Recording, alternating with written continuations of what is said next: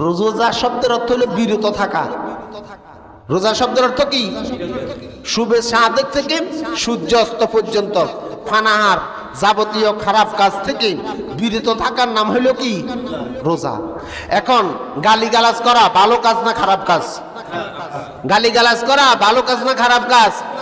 তাহলে রোজা রাখলে আপনার জিহ্বার কন্ট্রোল করার দরকার আছে না নেই?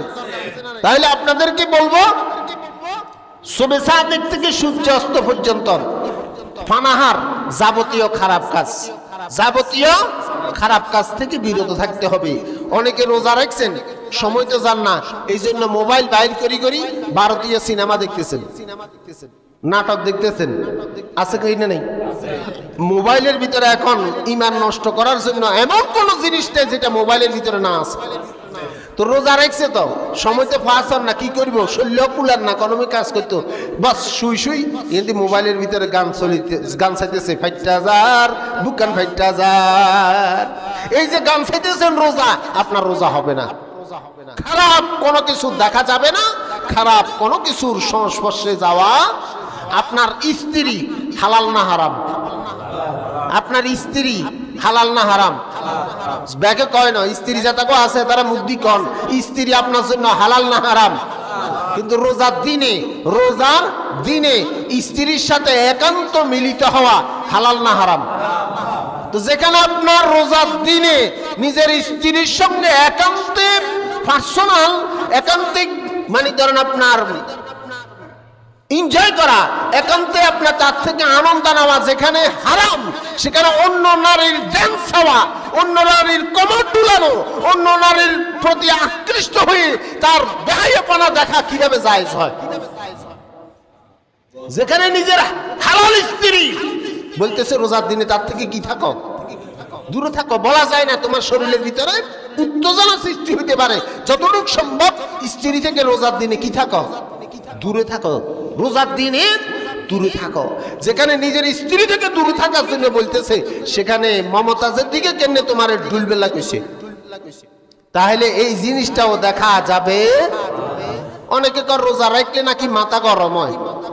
আল্লাহ কর রোজা রাখলে লাআল্লাকুম তাত্তাকুন, তার ভিতরে তাকওয়া সৃষ্টি হয়। আনাঙ্গ কর রোজা রাখলে মাথা গরম হয়। তার মানে এতে আল্লাহর হুকুম মানে না, এতে আল্লাহর বিধানের লগে এত দ্বিমত পোষণ করছে। রোজা রাখলে মাথা থাকবো গরম না ঠান্ডা? রোজাদারের মাথা গরম থাকবে না, রোজাদারের মাথা থাকবে ঠান্ডা। যারা রোজা নষ্ট করেন, যারা একটা রোজা ইচ্ছাকৃত নষ্ট করবেন, একটা রোজার জন্য কাফারা হচ্ছে 60টা রোজা। কয়টা? একটা রোজার জন্য কাফারা দিতে হবে কয়টা রোজা? 60টা। এই 60টা রাখতে গিয়ে যদি কোন রকমে এগিয়ে ভাঙ্গেন আবার 60টা, তার মানে শরীয়ত এখানে কি হার্ড। রোজা কবুল হওয়ার শর্ত কি? 1 নম্বর হালাল রিজিক খেয়ে, হালাল জিনিস পেটের ভিতরে দিয়ে ভক্ষণ করে রোজার নিয়ত করতে হবে। হালাল জিনিস খাইয়া রোজার নিয়ত করতে হবে। 100% হালাল হইতে হবে। ইবাদত কবুল হওয়ার জন্য প্রথম শর্ত হচ্ছে হালাল রিজিক খাওয়া। কি?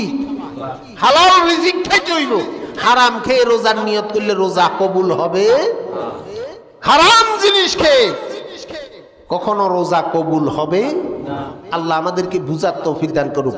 রোজা কবুল হওয়ার জন্য প্রথম শর্ত হলো হালাল রিজিক খেতে হবে। 2 নম্বর 5 ওয়াক্ত নামাজ সঠিকভাবে আদায়। গত জুমা আমি আলোচনা করছি, এদিকে আর যাইতাম না। 5 ওয়াক্ত নামাজ আদায় করতে হবে। 3 নম্বর মুখের জিম্মা নিতে হবে। 4 নম্বর চোখের জিম্মা নিতে হবে। 5 নম্বর লজ্জাস্থানের জিম্মা নিতে হবে। 6 নম্বর নিজে সারা দিনটাকে ইবাদতের মাধ্যমে অতিক্রম করতে হবে। এইগুলো ফলো করেই আপনি রোজা রাখেন। আল্লাহ আপনার আমার সকলেরই রোজা কবুল করুক। সকলে বলেন আমিন।